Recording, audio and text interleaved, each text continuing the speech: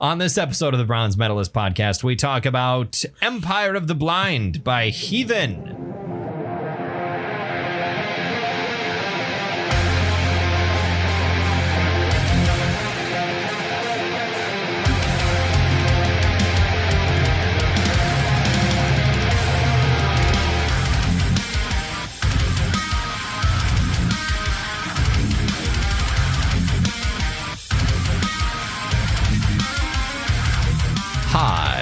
Welcome to another episode of the Bronze Metalist podcast. I'm Kayle. I'm OJ. We're two professional broadcasters. We like metal and we like to talk about it. And today, I tell you, we are talking about Empire of the Blind by Heathen. From 2020. From 2020. Yes, I'm all right. I'm trying to distract myself from you attempting to fix your headphone cord. There, yeah. By being louder and more emphatic. Apparently that's how I maintain my focus. That is, yeah. As a broadcaster, as I just get louder. And more emphatic. In fact, it's weird because he's talking to a microphone in a room where no one can see him, then his arms are flailing. My arms are not flailing, but I am obsessively tapping my knee with a little stylus as a way to just like keep my energy up a little bit. I've been a tired boy this week. Yeah. Me too, kind of. Well, you were going and doing all kinds of stuff. I was. You were in the Las Vegas. I was in the Las Vegas. Yes. You were in the wonderful city of Paradise, Nevada. I was. And then for a little bit, you were in Las Vegas. I was where they have on Fremont. Yeah. Yes. That is a weird thing to me that all of the things people think of as Las Vegas are not technically Las Vegas. Right. Like that's all Paradise, which is not even an incorporated place. It's not. Which is also crazy to me. The powers that be made sure that shit didn't happen. Well, because it's more profitable for it not to be, right? Exactly. That's the idea. Is that I think it was okay, and then you started messing with it. Well, I didn't. It was not fine. It was, and there's stuff laying on it. There we go. Now it's in the wrong ear. There we go. All right. All I had to do was laugh loudly and it fixed it. See, that's why if you be just louder be more emphatic. There you go. That's all you have to do. That helps everything. But yeah, you had a nice trip. I had a great trip. It was a good time. Good. I spent a lot of money. I'm gonna spend a bunch of time repaying those credit cards. There you go. Yeah. Did you do any gambling? I didn't bet a nickel. I didn't put a nickel in a slot machine. I mean, that just doesn't appeal to me. So that's going to be me next weekend as well, which is in Las Vegas doing no gambling. Right. But you won't be at casinos. You're going to be playing D&D. And I'm sure none of the people I will be with will do any gambling either. Right. I mean, maybe within the context of the game, I'm going to take a gamble. Maybe. Yeah. Probably. Yes, I thought you were implying that we might in the game go to a casino. Sure, maybe there's a dice game or something. Yeah. We actually have done gambling in that campaign. But it was not last. We did do a little bit. We were taught in game how to play blackjack. It was a really weird thing that whenever it gets brought up, I kind of shake my head a little bit because entirely because we were in Las Vegas and the guy who was running the game had recently read Fizban's Treasury of Dragons. Sure. And read that sometimes Bahamut likes to pretend to be an old man and be a little kooky. That Bahamut, the god, the lawful good god of metallic dragons, showed up at our inn to teach us how to play blackjack. And now I'm shaking my head. Yeah, for me, that really broke. Like it's one of those things where to maintain a certain level of immersion into that world, I just have to forget it happened. Right. Like there's, that's happened a couple of times of just like, I'm going to basically pretend that didn't happen so I can believe that this is a world that exists. Right. Because, I don't know, for me, there's a certain level of verisimilitude that I require to be engaged. Sure. And that definitely kind of broke it.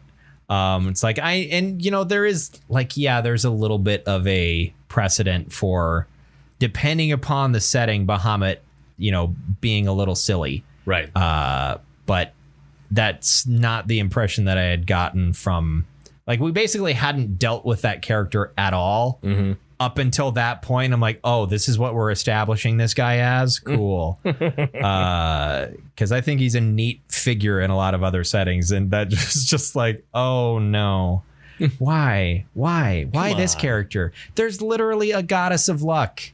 There's literally a goddess of luck that could have done that. You know it's a goddess because luck be Lady Luck. A lady luck tonight. Be a lady, right. yeah, exactly. Like there were a lot of other potential options, but it was just bothersome. He was also doing a level 20 thing that was separate from this. Was like our campaign that we played, and then we did some level 21 shots. Was it last year or whatever? Yeah, this was last year. And so the main villain was, we were playing bad guys. So not the main villain, the antagonist of our session was the aspect of Bahamut, which is one of the 2 CR30 creatures that exist in 5th edition, the other being Tiamat. And if you're going to meet one of the 2, you'd rather meet Bahamut. Probably. I mean, we killed him. Oh. Yeah, but he's a good guy. We were playing bad guys. Oh, right. Yeah, we were playing bad guys. So yeah, my character managed to finish that fight, I think, still with 150 hit points. Nice.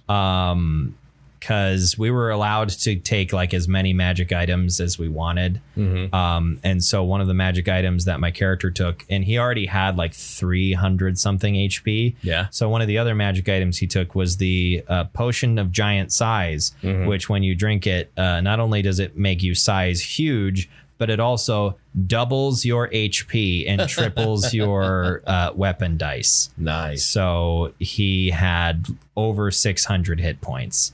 And it was, that was a lot of fun. I suplexed a dragon multiple times. Right. It was pretty great. But that is not what I did in Vegas this past week. Yeah. You didn't suplex a dragon? I did not. I went to a timeshare meeting. Oh no! Yeah. Why? Yeah. Why did you go to a timeshare meeting? Okay, so when we walked in, we stayed at the I know they give you free shit. Yeah, that's the whole reason we did the timeshare meeting. They said, "Hey, we'll give you $175 worth of credits for whatever restaurants in an EMGM property, and we're going to give you a $50 gift card for travel and a $50 gift card to use whatever." We're like, "Cool. What do we got to do? You got to sit for an hour tomorrow at 1:15." Like, whatever. Sure. So we did that, and it was 3 hours, not 1 hour. Yeah, they're always longer than they tell you they're going to be. Right, and I knew that going in. And I knew going in there's no way I wouldn't be involved in a timeshare. Exactly. But I ended up pissing off 3 different salespeople. Like, come on, this is a great deal. You know this is a great deal. I'm like, there's no way I'm signing anything. I'm sorry. I came here on behalf of other people. I came here for free shit. Yeah. Yeah. But the polite thing would be like, they dragged me here. Stop trying to sell it to me. But I don't know. I would just say no to even going to one of those things. Yeah, I will in the future. I mean, it was cool. The food has gotten so expensive, especially in places like that. I mean, we sat down, we got 3 tacos and some nachos and a couple of drinks, and it was $92. What the fuck? Yeah. Tacos is like one of the cheapest foods there is. Right. But we were at Diablo inside the Luxor. Oh, okay. I was gonna say, like, you go to a Mexican, like it always shocks me when you go to like a genuine Mexican restaurant and you're like, I would like an taco, and they're like, okay, that'll be 5 cents. Right. Like how cheap tacos are, and also they're always smaller than I think they're going to be. That's okay if you just pay 3 times that much. You can have 3 tacos. Exactly, which is what you end up doing. Yeah. And I know to do that now, but it's like I'm always surprised at how cheap and how small they are. I don't really, I don't think we have many concrete plans for our Vegas weekend coming up. I think we're doing some stuff. It'll be one of our players' birthday while we're there. I am going to be like on whenever we're not doing like official campaign stuff. I'm just going to be running them through with a sword. Yeah, I'm going to be running each of them. I'm going to be stabbing them and making sure it comes out the other side. Right. No, I'm going to be running the players through the starter module.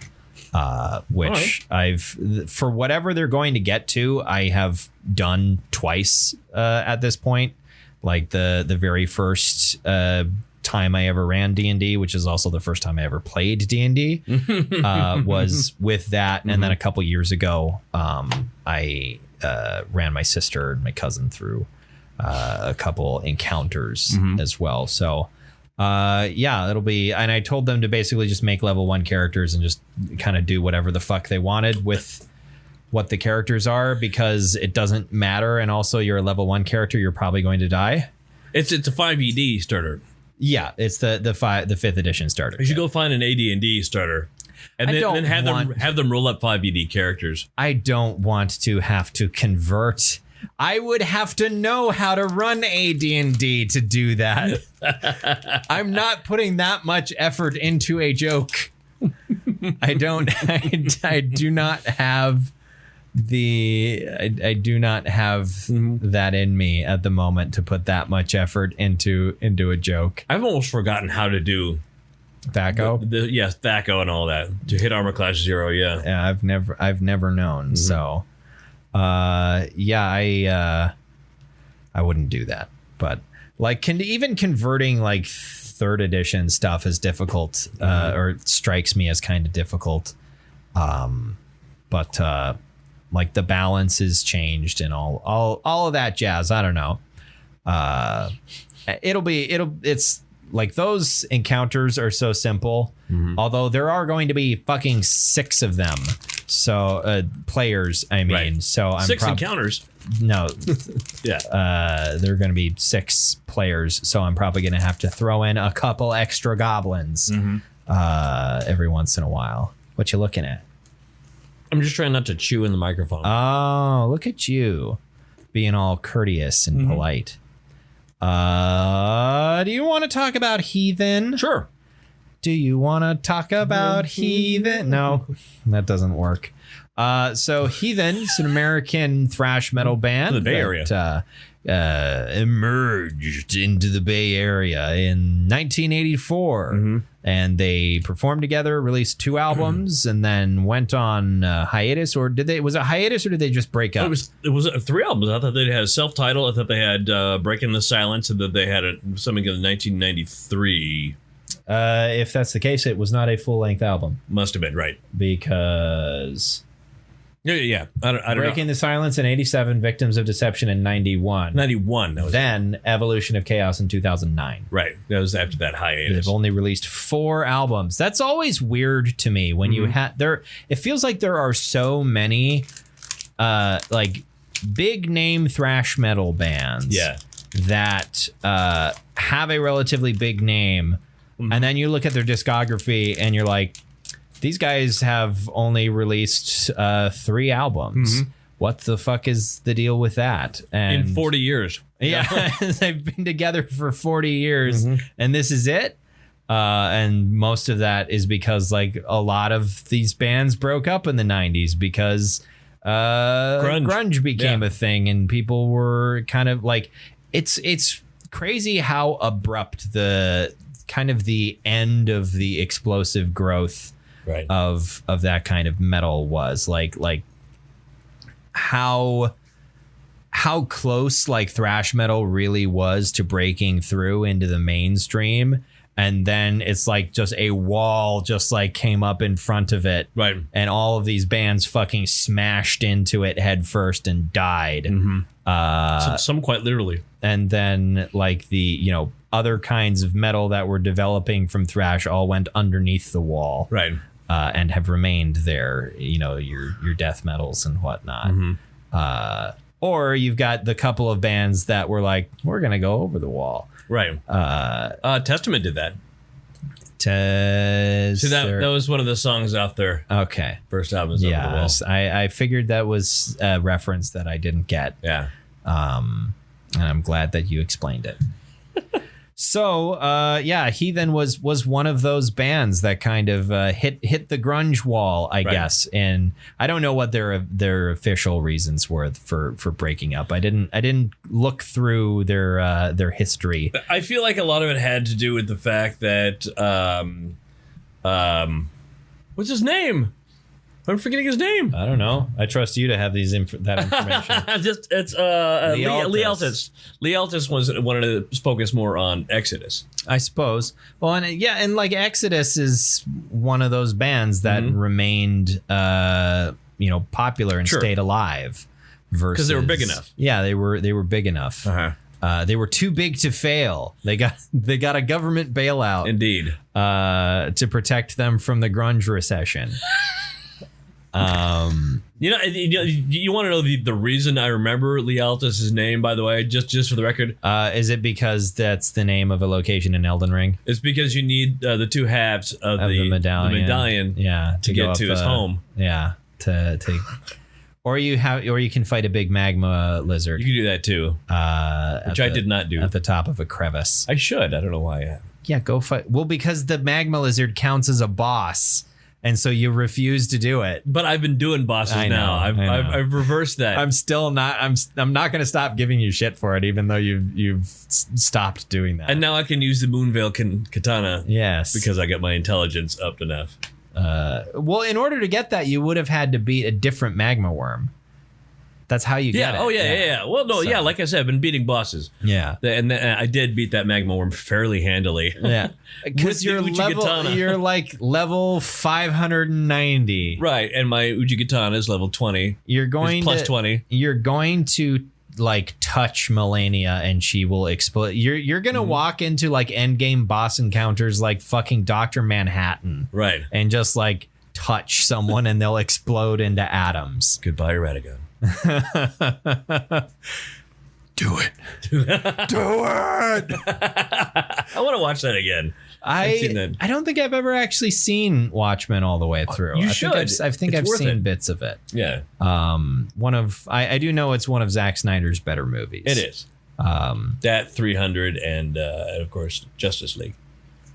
Famously Justice League. An amazing movie beloved by all, both versions in fact. I'm trying to think of other Zack Snyder movies outside of like the DC EU. Did he do Sin City? Yeah, that's what I want to think.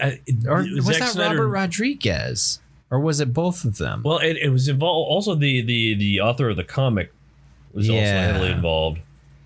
Sin City. Yeah, Sin City was Robert Rodriguez. Right, yeah. So it seems like it should be. I think it's entirely just the fact that it's like black and white and super gritty. Yeah. That it seems like it should be a Zack Snyder joint, but it's not. I wish every director, by the way, called their movies joints like Spike Lee. A Zack Snyder joint.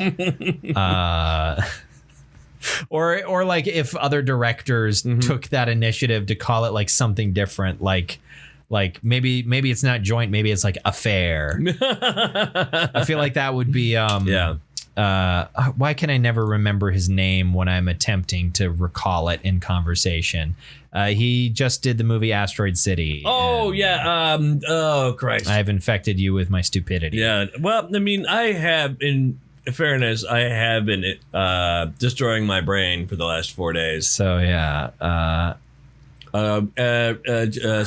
fuck. It's gonna be one of those things where the moment that Wes Anderson, Darjeeling Express, yeah. I feel like Wes Anderson could call his films that have the card come up as like a Wes Anderson affair. I feel like that would be accurate. Or if it was some sort of a calamitous movie, a Wes Anderson debacle. Yes. Yeah. We were talking about Heathen very briefly. We were. So what's your experience or history with the band Heathen?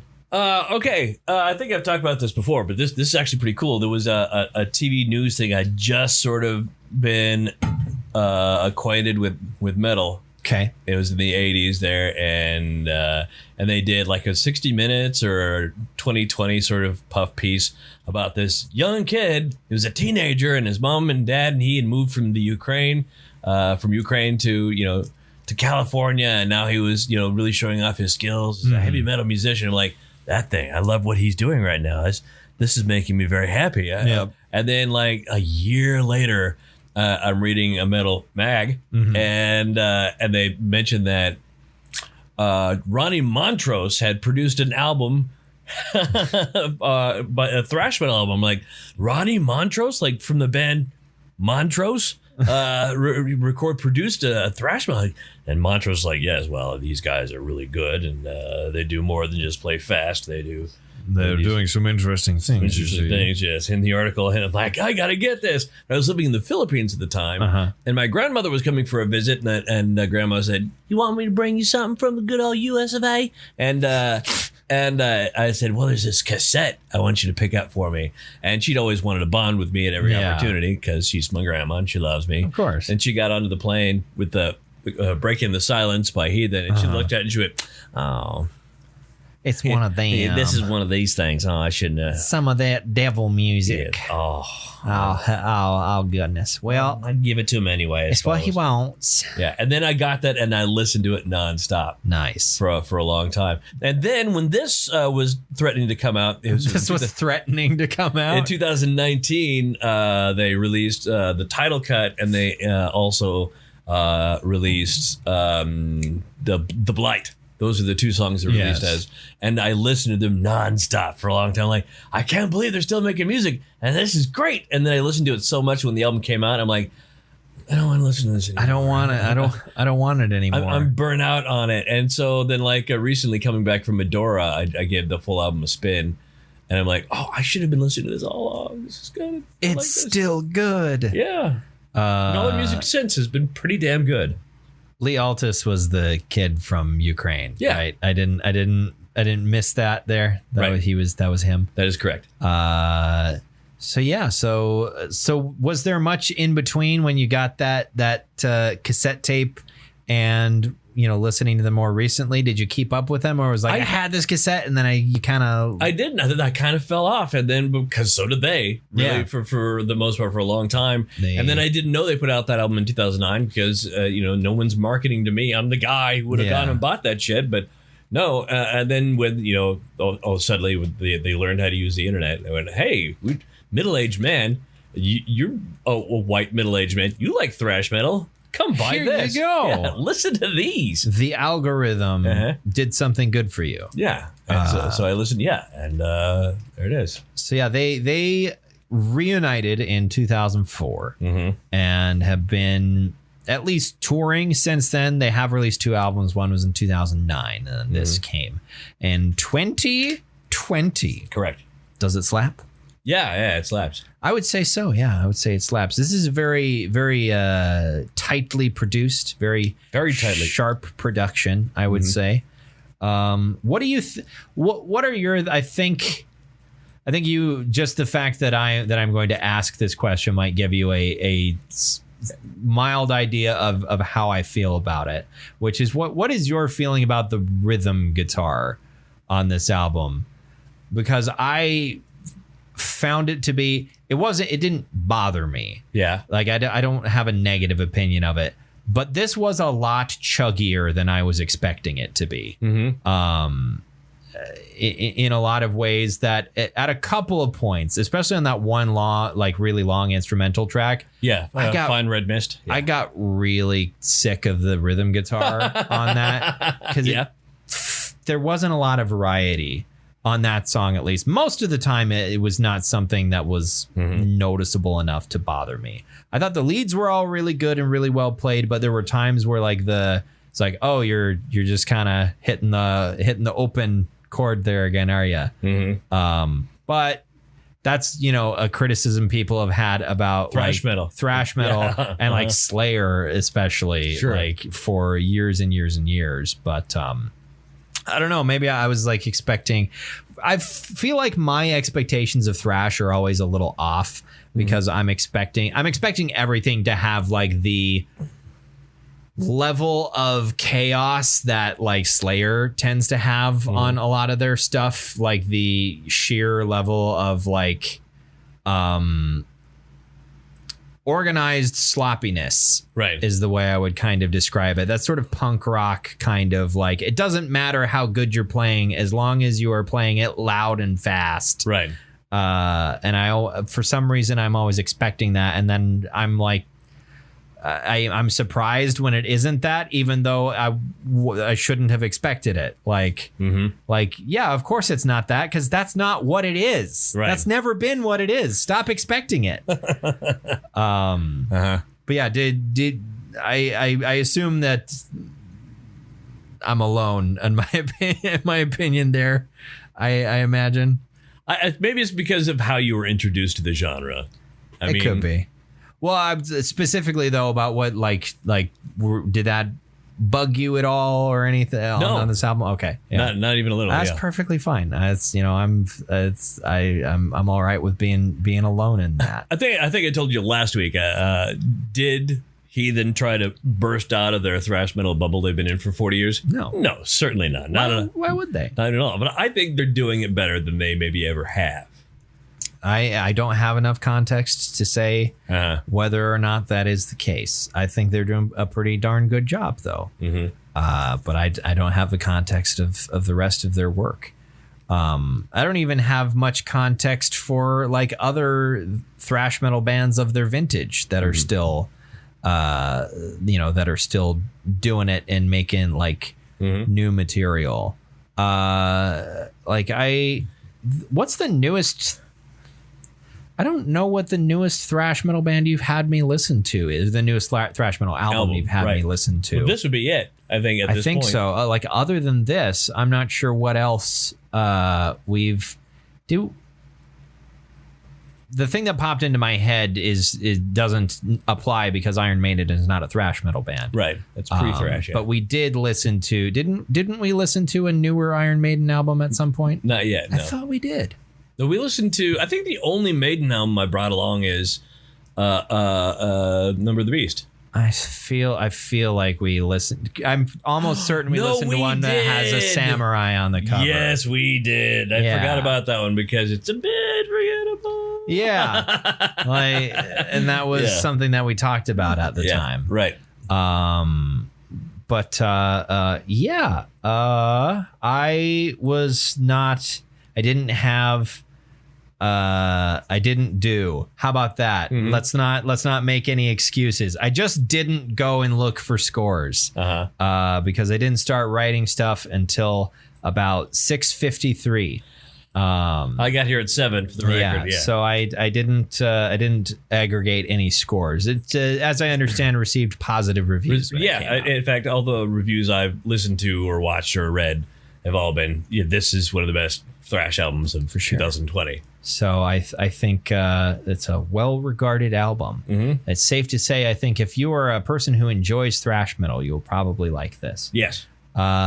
What medal are you bestowing upon it, like Maz Kanata to Chewbacca? Now, because this is one of my favorite things, will give it a gold. This is one of your favorite things.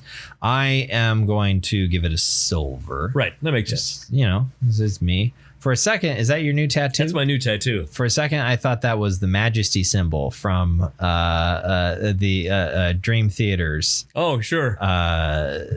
Symbol or their logo. I was like, what? But then I noticed, they're two jewels. Exactly. You caught on. Yes, I get it. And if you saw her leg, you'd see that it has a carrot on it. Oh, I was going to say a glass of orange juice. I thought of that, but that would be too on the nose.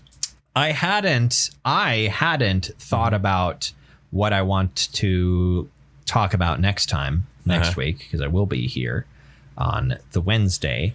But I did just mention Dream Theater, and it's usually at some point in the summertime that we talk about a Dream Theater album. I would have no objections to that. So I will look through their discography and see what we haven't listened to. Have we talked about LTE at all? I don't think we actually ever ended up talking about Liquid Tension Experiment. Right. That could be another thing. Right. So I love listening to that going, this is some really great, really technical metal going on here. Thinking the bass player is like 70. Older than that, is he 70? I think the album, I keep forgetting that album came out in like 2019. Right. It's been out for a while. But I don't know how, is it Tony Levin or Levin? Yeah, Tony Levin. Yeah. Tony Levin. Yeah. How old is Tony Levin? He's 77. Okay. He's 77. Gotcha. For some reason, I thought he was older than that. But yeah. And still can play bass like a motherfucker. And the fucking Chapman stick. Exactly. Yeah, the Chapman stick. Those things are so cool. Yeah, they are. But yeah, we can. I'll figure out exactly what I want to do. Okay. Maybe we could do a Dream Theater one week and a LTE another week. I'm done with that.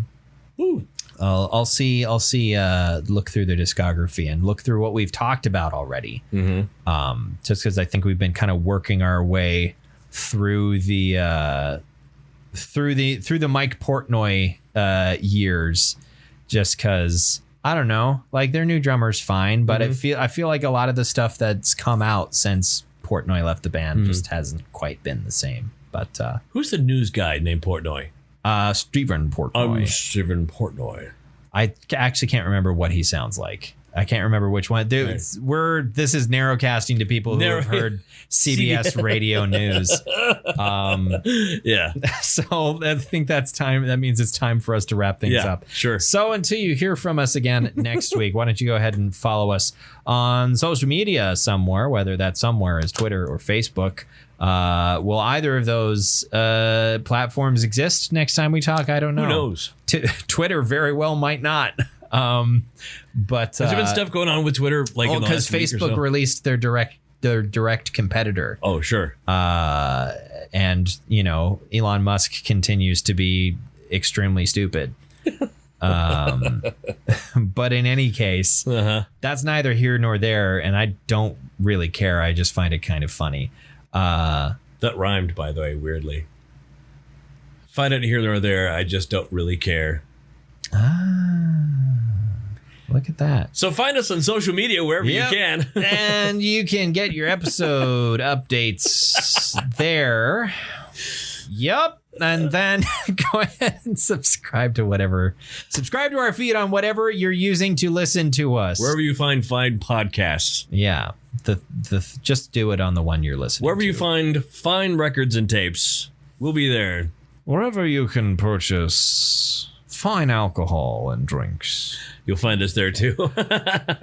Paul Masson has made a champagne in the French tradition. All right. It's a reference I hope someone gets. Yeah, I hope so. Thanks for listening to this episode of the Bronze Metalist Podcast. I'm Kayle. I'm OJ. Congratulations.